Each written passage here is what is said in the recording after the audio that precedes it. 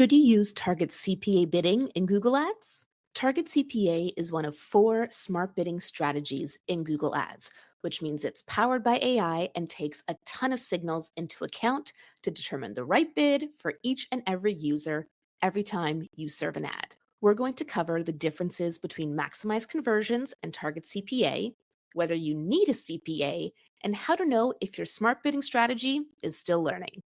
I'm your host, Jyll Saskin Gales. I spent 6 years working for big brands at Google, and now I work for you. This is Inside Google Ads, episode 71, Target CPA. Our first question comes from Veshko on YouTube, and they say, have you tried to start a campaign with max conversions and TCPA from the beginning to see if it works with the high TCPA?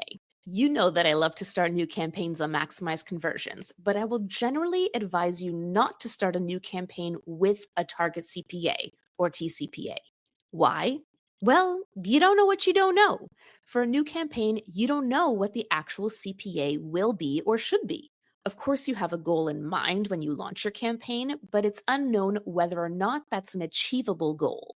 The risk is setting a Target CPA that's too restrictive, so your campaign never gets its feet off the ground. It never gets a chance and it's dead on arrival, and you say Google Ads didn't work when you were the problem.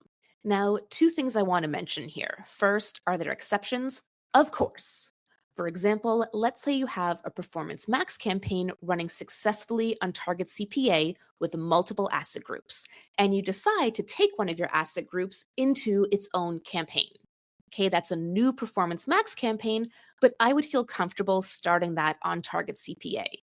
I would still set my target 10 to 15% higher than what my actual CPA was for that asset group because it's still a new campaign. It's going to have to learn all over again. But assuming we're using the same conversion actions and we have sufficient conversion volume, that learning should happen pretty quickly. I just want to give it a little bit of wiggle room to get through that initial learning, which is why I recommend setting a slightly higher target than what you might actually want, at least in the beginning. The second thing I want to mention, because I was asked this recently, is that choosing a Target CPA bid strategy is the same thing as choosing maximize conversions with an optional Target CPA. 2 different ways to get there in the Google Ads interface, but it's the same bid strategy. There is only one CPA-based bid strategy in Google Ads. Our second question comes from Talco100 on TikTok, and they say, if my max conversions campaign is working well and I don't want to scale, do I need to change to Target CPA? No, you do not need to add a Target CPA. My general advice is that if you're looking to scale your campaign, meaning you're looking to grow your campaign, you're going to want to set a Target CPA or Target ROAS rather than staying on a maximize bid strategy like maximize conversions or maximize conversion value. This is because of how maximize bid strategies work, which is fundamentally different to how target bid strategies work. On a maximize bid strategy, when you increase your budget, it will in turn increase your bids, and that could cause problems for you if you're looking to increase your budget by 20%, 50%, 100%, your bids could skyrocket. So before you make any big budget changes to a maximize conversions campaign, especially if it's a budget increase, you'll probably want to set a Target CPA first to help stabilize your results. And you can set that target at or near your current 30-day CPA. But do you need to do that? No. If maximize conversions is working well for you and you have no budget changes planned and things are humming along nicely, then by all means leave it alone. If it ain't broke, don't fix it. By the way, if you're still feeling a little stuck about which bid strategy to use or any other issue or challenge in your Google Ads account, you can book a call with me. I've helped optimize more than 10,000 Google Ads accounts in my career, so whether you're a beginner, intermediate, or advanced Google Ads user, I am confident I can help you achieve your goals. You can book a Google Ads coaching call with me via my website, jyll.ca, that's JYLL.ca, or follow the link in the episode description. Our final question today comes from Manan911 on YouTube, and they say, I recently ran a campaign and it said, eligible learning new bid strategy. Google Ads is optimizing your new bid strategy. Performance may improve further. No action is needed at this time. 5 days left for learning. So is my campaign running or is it pending for 5 days? Manan, your campaign is running. And also this notification is kind of garbage.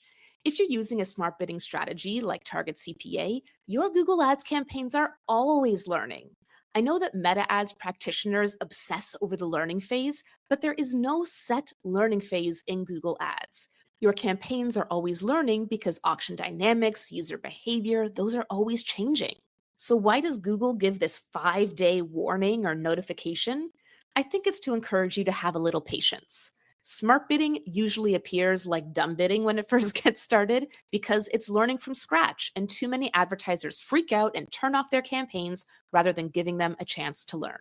I have a blog article on my website about what those various bid strategy statuses actually mean, so I'll link that in the description in case you want to learn more about your various bid strategy statuses.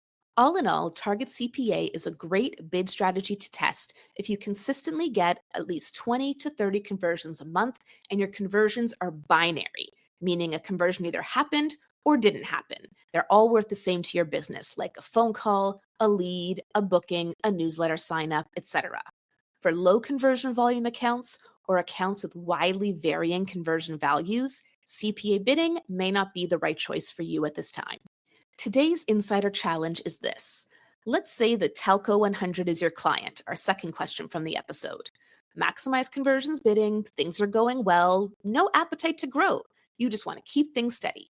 For challenge purposes, let's say the campaign is a search campaign that averages 20 conversions a month, and it's been doing so for 6 months. Do you set a target CPA? Why or why not?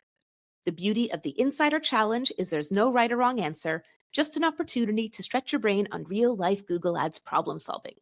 Last episode's challenge, episode 70, was this. Let's say you work with a business that operates in a sensitive interest category.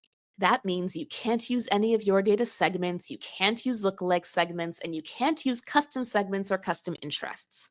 What that leaves for you is Google's audiences and optimized targeting. So what do? Do you run demand gen with these more limited audience capabilities, or do you just stick with search? If it's a small budget advertiser, I'm probably sticking with search, but let's say search demand is low or there's some other reason that we definitely want to or need to expand beyond search. What would I do? I would run a demand gen campaign, even with the limited audience targeting capabilities. Assuming we have robust conversion tracking and conversion data, I would use optimized targeting because this is going to try to find people who are most likely to convert.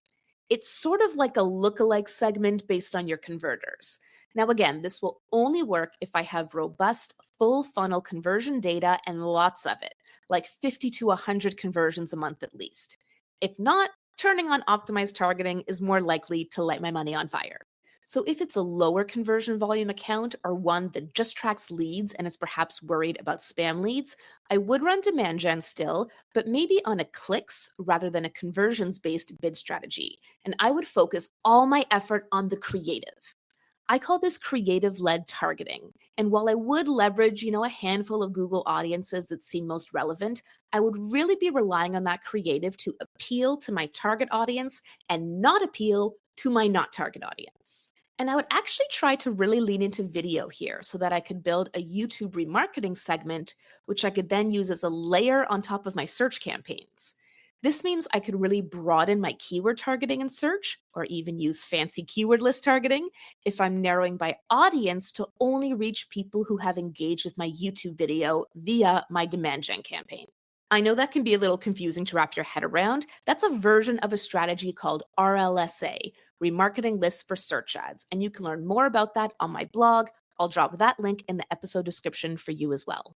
Would you do the same thing or something different? I'm Jyll Saskin Gales, and I'll see you next time inside Google Ads.